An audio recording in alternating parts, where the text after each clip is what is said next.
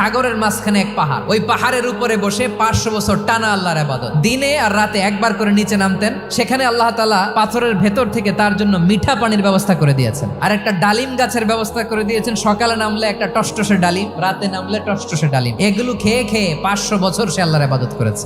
আল্লাহর দরবারে কিয়ামতের কঠিন ময়দানে যখন লোকটা হাজির হয়ে যাবে, আল্লাহ বলবেন 500 বছর ইবাদত করছে তো আমার দয়ায় আমার বান্দারে জান্নাত দাও। এই বান্দা বলে বালবি আমালি, আল্লাহ তোমার দয়া লাগবে কেন, আমি আমার আমল দিয়ে জান্নাতে যেতে চাই। আল্লাহ বলবেন তাই, ঠিক আছে, তোমার 500 বছরের ইবাদত এক পাল্লায় রাখো। আর আল্লাহ বললেন আমি যে দয়া করে সৌন্দর্য দেখার জন্য তোমার দুটা চোখ দিয়েছিলাম, দুটা নয় একটা চোখ আরেক পাল্লায় রাখো। রাখা হবে, দেখা যাবে ওই 500 বছরের ইবাদত হালকা হয়েছে আর মুহূর্তের মধ্যে আল্লাহর দেয়া একটা চোখের নেয়ামত ভারী হয়ে গিয়েছে।